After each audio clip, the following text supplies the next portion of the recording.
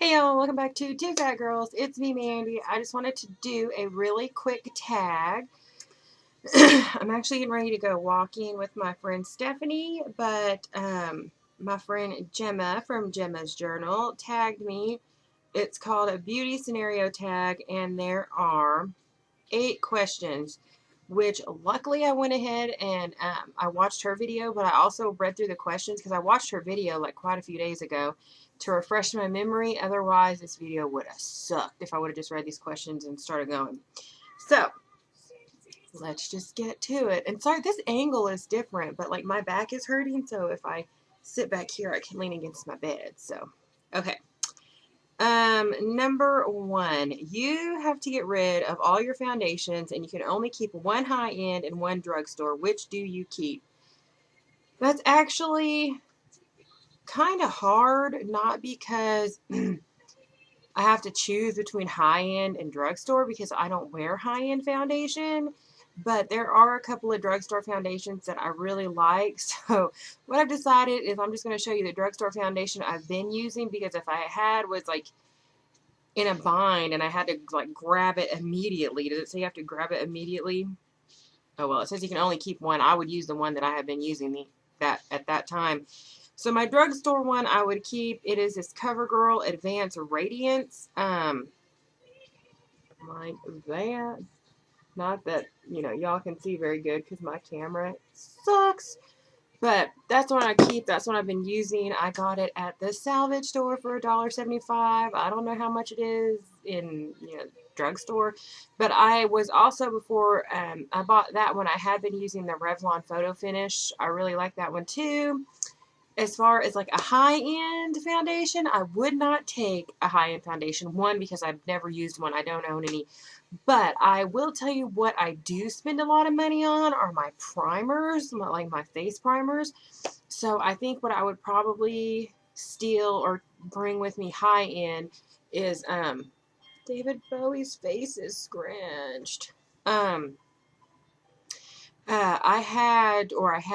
run out of it. I keep meaning to buy some, and I keep forgetting. I don't know why, but it would be the Urban Decay face primer. Oh my god, that stuff was like heaven. It was like the greatest stuff ever. It was like putting like baby angel tears on your face, and it made it so smooth, and it just sealed everything in. Then you put your foundation on it, like the cheapest foundation you could put on top of it, and it was fabulous. Oh, girl. Question dos. You go for an interview and the lady interviewing you has lipstick on her teeth. Do you approach the subject or ignore it completely? I would ignore that shit completely, because if I want a job, there is no way I'm going to get on her bad side by being the person that ruins her day by saying, you've got lipstick on your teeth. Hell nah. I'll be like, your lipstick looks fabulous. What shade is that? Because I need to like go when I leave this interview and like immediately buy it because it looks so good on you. That's what I would do. 3, you're not feeling yourself and need a pick-me-up. Which lipstick do you put on to make yourself feel beautiful? Lately, I've been wearing a lot of nude lipsticks. Like even now, I have like a sheery kind of nude lipstick. But there's this one by Wet n Wild that I just bought quite a few months ago. And it's called Think Pink. I really like that one, but I have to be like really brave to wear it. But when I do wear it, I feel like cute and girly. Number 4, you go back in time for a day to your teenage years. How would you do your hair and makeup differently? Number 1, I'd probably wear it. Because when I first started wearing makeup, I was in middle school, and all I wore was like CoverGirl face powder and clear mascara. What was the point of clear mascara? I'll never know, but that's what I wore. And then as I got into high school, I still wore very, very little. I always wore foundation, and I wore mascara and blush. I mainly wore lipstick. I don't think I wore a lot of eyeshadow at all. But there was one thing that I really got into my senior year, and that was body glitter. And I used to wear body glitter to school all the time. And thinking back on it now, I am so embarrassed. It was Bonnie Bell body glitter, and I had it in like the clear one, which was like it was like vanilla scented. And maybe that's why I liked it, because I kind of used it a little bit as perfume, and I always put it here, like on my chest. And then I had a purple one, and that one was grape scented. And I thought I was just super awesome wearing this body glitter to school. I would tell myself, Mandy, put away the body glitter. No, no body glitter, Mandy. As for my hair, I would probably tell myself, don't put chunky highlights in there, because back in the 90s, chunky highlights were in, and my hair is so dark. Yes, this is black hair color that I have on my hair, but my dad, I'm half Mexican, so I have pretty much black hair anyway. I got this bright idea. I wanted to put like big chunky highlights in my hair. My hair is so dark that it would never lift blonde. Like, I always went orange no matter what. I mean, if I probably put now, you know, I know what to do. If I would have put more bleach on it, I would have eventually went blonde, but I probably also wouldn't have had any hair left on my head either. So I would say stay away from the chunky highlights, Mandy. Number 5, you ask your hairdresser for a shoulder length Pixie Lott haircut, but they hear wrong and give you a pixie cut.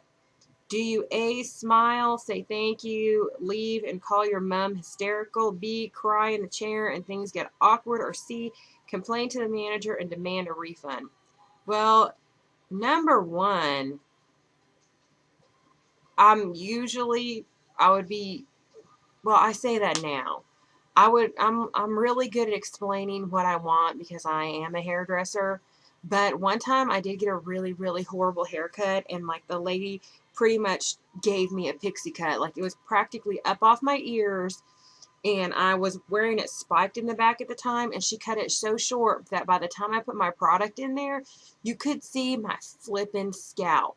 And I was like 19 or 20 years old. I was going to a Fleetwood Mac concert, and the lady that usually cut my hair was not there. So I let somebody else cut it, and she jacked the shit up, and I didn't say shit. She was like, that look okay? I'm like, mm-hmm. Got in the car, went home, and cried. And I have pictures from that Fleetwood Mac concert to document my hair forever. And it was horrible. So yeah, I have been there and done that before. So my answer was A. 6, your friend surprises you with a 4-day city break and you have 1 hour to pack. Which do-it-all palette do you pack in your makeup bag?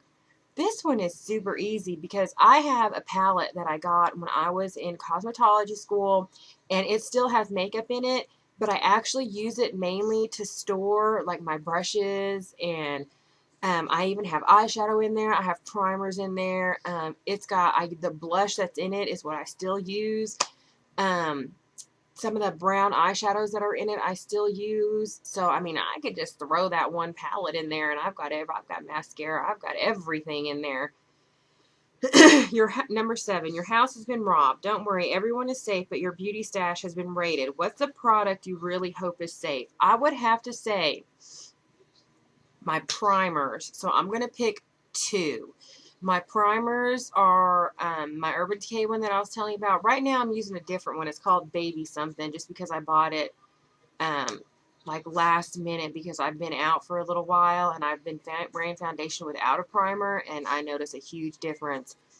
So I would say my Urban Decay face primer and my Urban Decay eyeshadow primer.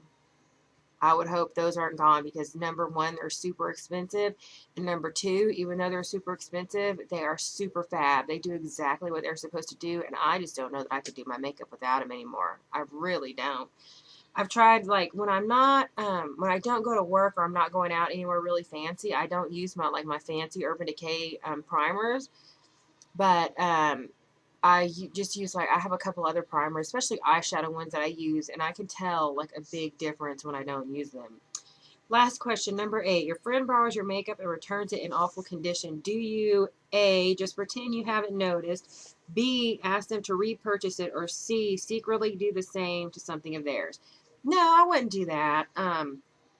I have one friend who I've been friends with since middle school, and she used to come over and I would like do her hair and we'd do our makeup and do like all kinds of fancy things. And she would always flip and jack my makeup up, whether it was getting like mascara all over the tube, or she would like use my lipstick and not put it down all the way. So when you put the cap on it, it would like smush the top. And when she would leave, I would notice it and I'd be so flippin' pissed. But I never said anything to her because I'm a good friend, and you know, why ruin friendship over makeup? Because that's stupid. One time we actually did get into a fight over makeup, and I don't think we talked for like 3 days. And then to this day, I can't remember what it was about, but I know it was about makeup.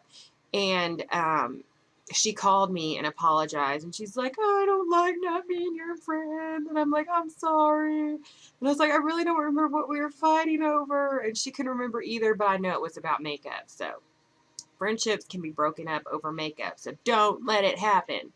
So, okay, I tag everybody who hasn't done this. I especially tag Heather from HockeyMakeup. So, yeah, this was fun. Thanks, Gemma. So, I will see y'all next time. Bye.